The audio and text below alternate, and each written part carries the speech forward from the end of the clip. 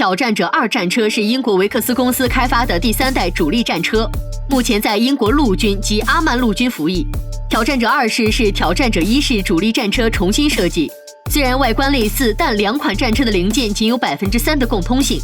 从2战以后，战车成员的操作分工方式大抵被确立下来，车长负责专心搜索与选定目标，然后把需要射击的目标位置交给射手进行精准的瞄准射击。车长只拥有视角较广、专职观察的搜索观测仪，射手则仅拥有视角狭窄、射击专用的望远瞄准具有测距仪。这种运作方式称为搜索猎杀。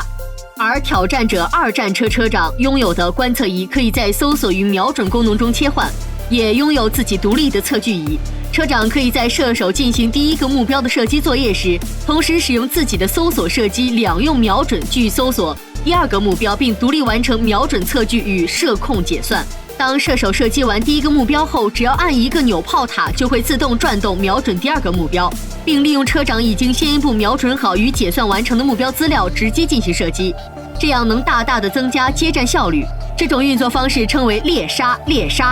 挑战者2是世界上第1款拥有猎杀能力的战车。原厂宣称标准接战程序可以在8秒内完成第1发射击，接下来在40秒内射击完8个目标。若车长于搜索时发现更高优先的目标时，也可以中断射手的控制权，控制炮塔来优先射击自己标定的目标。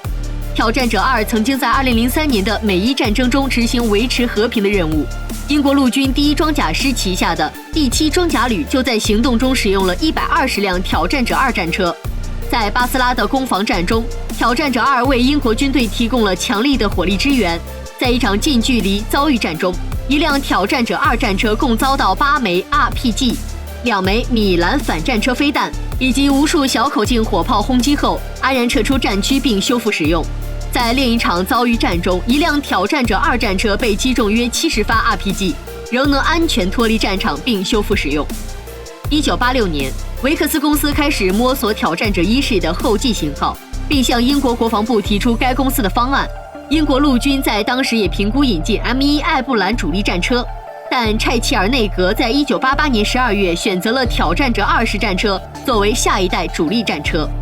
1993年，挑战者2式战车在埃尔斯维克市、里兹市2地量产，第1辆战车在1994年3月完工，1994年7月结缴给英军测试，但是在同年的测评中测试失败。从1995年开始，挑战者2式原型车执行妥善率改善工程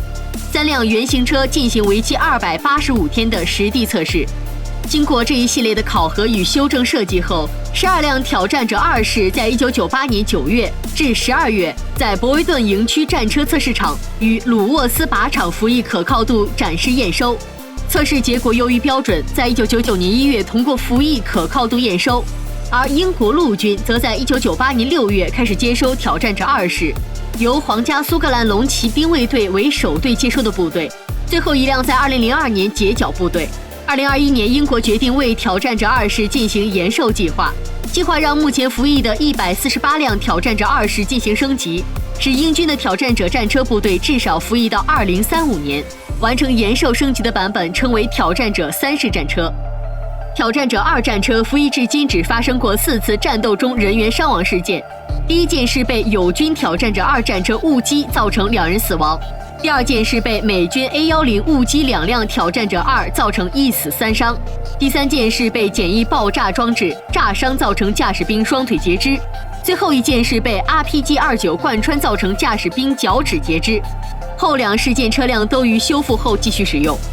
延续英国2战末期的习惯，挑战者2战车内配有一台 FV706656 Cooking with 的电热锅，该设备的主要功能是提供热水供战车组员泡茶，除此之外也可以用来加热食物，而根据惯例依然是由装填手来负责煮水泡茶的工作。